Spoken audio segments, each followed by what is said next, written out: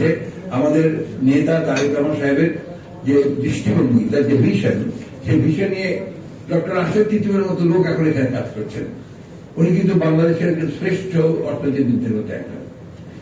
তিনি এখানে এসছেন, উনি কাজ করছেন, অর্থাৎ উনিও একটা আশা দেখতে পেয়েছেন যে তারেক রহমানের নেতৃত্বের মধ্যে আমরা জিয়া রহমানের ছবি দেখতে পাচ্ছি, যে অতি দ্রুত কাজ করেন, মানুষকে ইনভলভ করেন, মানুষকে ইনভলভ করে জনগণকে ইনভলভ করে সামনের দিকে এগিয়ে যাওয়া। আমাদের দৃষ্টিভঙ্গিটা হবে এই অঞ্চলের লোকের কাছে যে আপনারা একটু জেগে উঠতে হবে, এই ঘুমিয়ে থাকলে চলবে না, এটা বদলাতে হবে। আমাদের পঞ্চগড়ে অনেক সম্ভাবনা, এবং আপনার চা বাগান শুরু করছে, আপনার আমাদের যে আসে আপনার বালু আসে, পাথর আসে, এটা থেকে বিরাট সম্ভাবনা দেবে।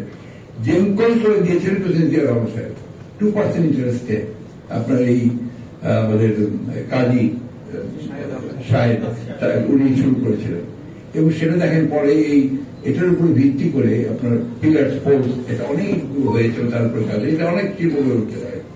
আয়োগ অনেক আছে, অনেকগুলো বিষয় যেগুলো আমরা কাজ করতে পারি। ট্যুরিজম দিনাজপুরের কথা বলেছেন, আমি আপনাদের সঙ্গে একমত।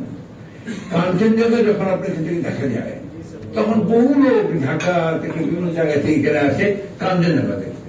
তো এখানে আপনার মানে সুন্দর একটা হসপিটালিটি আপনার ইন্ডাস্ট্রি করে উঠতে পারে, বাট যে বিনিয়োগ করবে কে? বিনিয়োগ করবে তারাই যাদের ক্যাপিটাল আছে, ক্যাপিটাল তো নাই এই এলাকায়।